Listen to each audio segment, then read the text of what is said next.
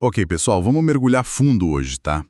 A gente tem aqui uns trechos de um livro, assim, que encara de frente umas questões bem universais, né? Sofrimento, fé. Fé inabalável, né? E o papel da riqueza. Hum. Como isso tudo se encaixa? Isso. E faz isso olhando para personagens bíblicos que, olha, são marcantes. Jó, Lázaro e aquele homem rico da parábola. A fonte que a gente está usando é o livro Por que Eu, do Lauro Silva Júnior. E, assim, logo de cara, na dedicatória e no prefácio, ele já deixa claro qual é a dele. Sim, a intenção é usar a Bíblia como um mapa, talvez, para tentar responder aquela pergunta que todo mundo faz em hora difícil. Por que eu? Exatamente. Buscar um sentido, né? Quando tudo parece incerto. Então a nossa missão aqui hoje é explorar como o autor costura essas histórias, sabe? Como ele conecta e também contrasta essas três figuras. Entender as lições que ele tira sobre fé, sobre dor e sobre o que é riqueza de verdade, né? Isso. A gente quer investigar essa abordagem específica do autor nessas comparações. Acho que vai ser bem esclarecedor. Vamos começar então por Jó. Acho que quase todo mundo já ouviu falar, né, a história dele. Um clássico, né? Sim. Descrito como um cara íntegro, reto, que temia Deus, se desviava do mal, e além disso tudo riquíssimo, um grande empresário da época, digamos assim. E com uma família enorme, né? Tudo parecia perfeito aos olhos humanos. Pois é. Só que aí a história dá uma virada, dramática. Tem aquela permissão divina, né, que está lá no começo do livro, para ele ser testado. E que teste, hein? Brutal. Totalmente. Perde os bens, perde os 10 filhos de uma vez só, e para completar, a saúde dele vai para o espaço. Uma doença horrível, cheio de feridas. É uma queda vertiginosa, né? Do topo da prosperidade para o fundo do poço mesmo. O desespero dele é palpável no texto. Ele chega a amaldiçoar o dia em que nasceu, fala que iria morrer. Tá tudo lá nos lamentos dele. Mas, e aí tem um ponto crucial que o autor do Por que Eu explora bem. Sim, Mesmo nesse fundo do poço, Jó não amaldiçoa a Deus. Ele questiona, ele sofre, ele reclama, mas não xinga a Deus, por assim dizer. mesmo com os amigos pegando no pé, né? O Elifaz, Bildade, Zofar. Exato. Que basicamente diziam: Ah, Jó, você deve ter feito alguma coisa muito errada para merecer isso. Uma teologia bem simplista, né? E ele se mantém firme na integridade dele. É impressionante. É fascinante mesmo, porque ele não é um sofredor passivo, calado, ele grita, ele pergunta por quê, ele debate com Deus. Mas não é uma acusação leviana, né? Pelo que o autor aponta. Não, é diferente. Ele não tá cobrando Deus como quem exige um direito, sabe? Ele tá buscando entendimento no meio do caos. Ele tá lutando com Deus, não contra Deus. Entendi. É uma fé que briga, que questiona, mas que não se rompe. Mantém a relação. Exatamente isso. Ele mantém o que o texto chama de integridade. Ele não sabe o motivo do sofrimento, aquela conversa lá no céu não foi contada para ele, mas ele se recusa a dizer que Deus é mau. E essa postura é testada o tempo todo, né? Pelos amigos, depois por aquele outro cara, o Eliú. Isso, o Eliú, mais jovem, que chega criticando todo mundo. Mas o clímax, claro, é quando o próprio Deus responde. E a resposta de Deus não é olha, Jó, foi por isso ou por aquilo, né? Não, é uma demonstração da soberania, da sabedoria dele sobre tudo que existe. Deus não explica o porquê, mas revela quem ele é. E isso, de alguma forma, basta para Jó. Ele se humilha, reconhece. Sim. E a restauração final que vem depois. Jó recebendo tudo em dobro, nova família. O autor do livro interpreta isso não como um pagamento automático, tipo, sofreu, ganhou. Mas como consequência daquela fé que não desistiu. Isso, uma fé que perseverou, que buscou a Deus, mesmo na dor mais absurda. A recompensa maior talvez seja a própria relação restaurada com Deus, mais do que os bens em si. Faz todo sentido. E essa ideia de fé testada no limite nos leva direto para outra história que o autor analisa bastante. Aquela parábola. Do rico e Lázaro. Lucas 16. Essa mesmo. O contraste ali é na cara, né?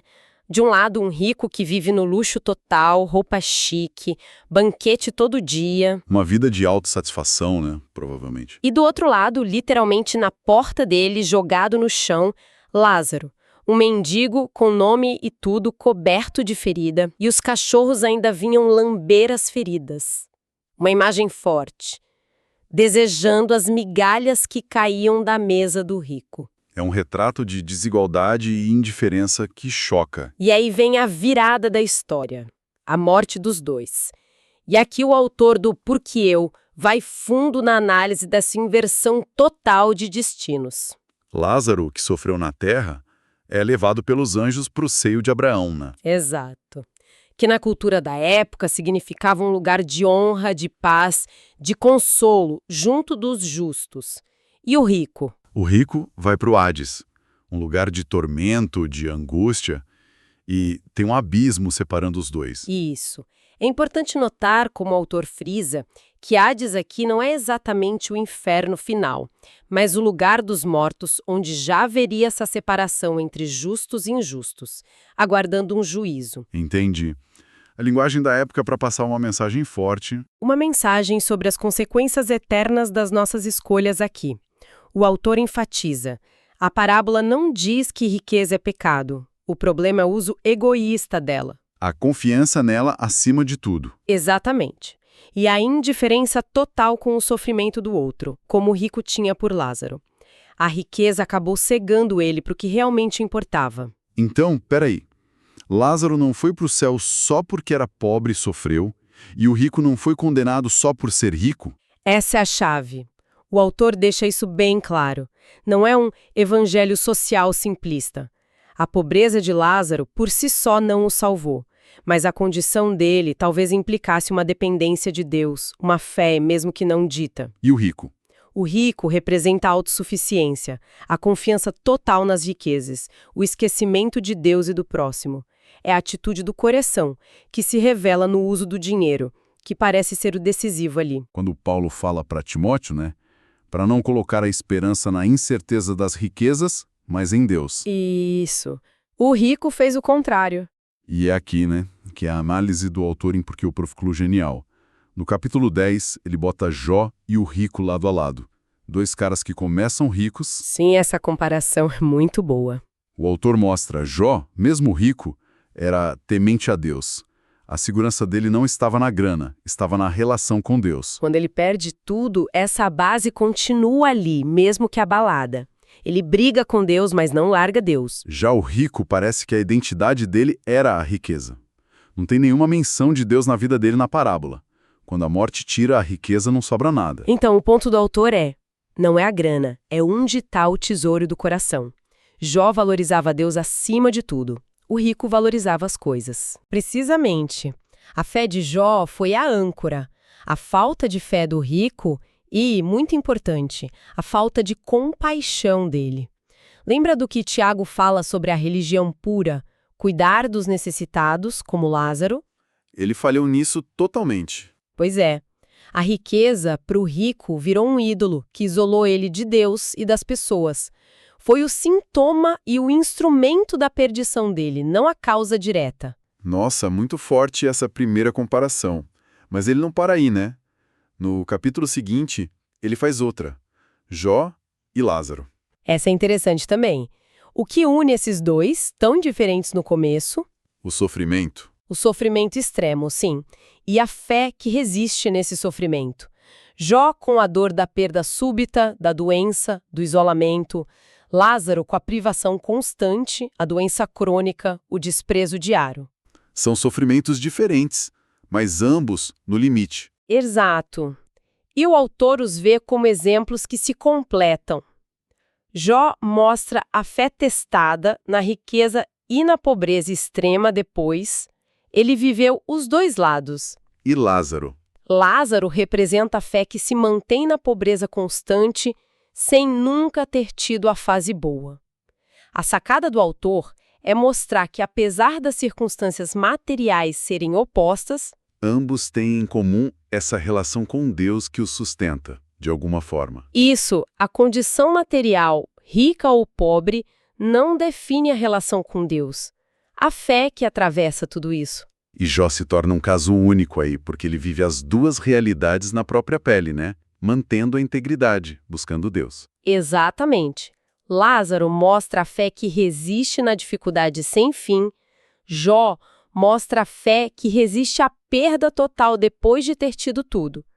Ambos, pro autor, apontam para a suficiência de Deus, não importa o cenário. E como é que o autor amarra isso tudo no final?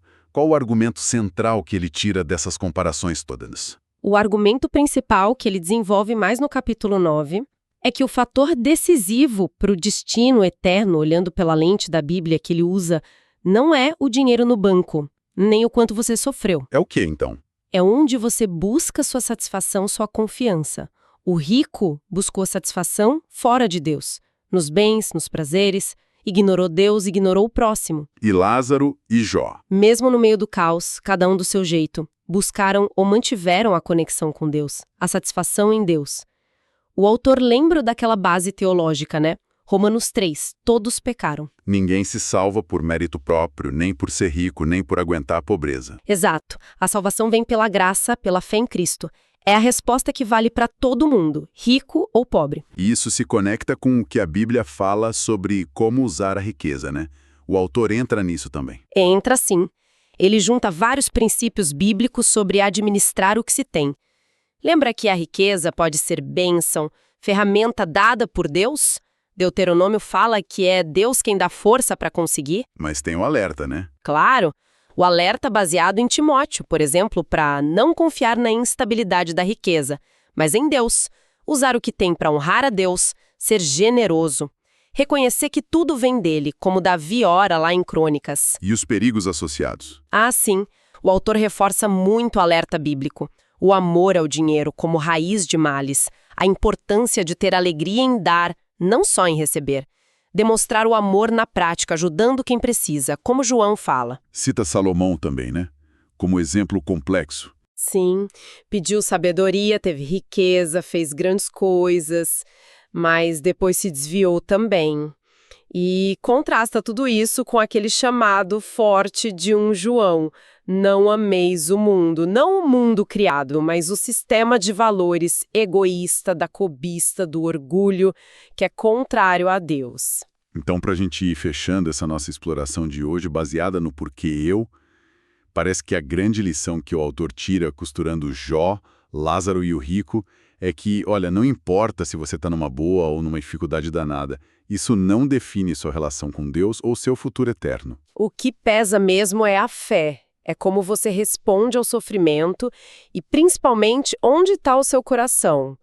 Onde você confia. Onde busca satisfação de verdade, nas coisas que passam ou em Deus. Exato.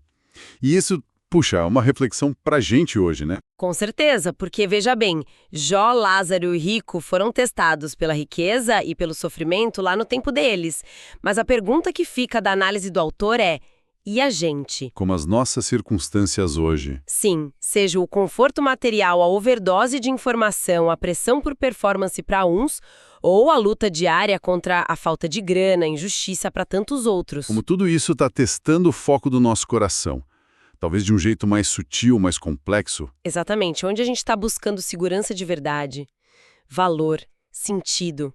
Será que as riquezas ou as pobrezas do nosso século, sejam de dinheiro, de informação, de likes, de tempo, estão nos levando para mais perto ou para mais longe daquilo que a gente diz que é eterno, que realmente vale? Fica aí a provocação, né? Para cada um pensar sobre a própria vida olhando para essas histórias que não envelhecem.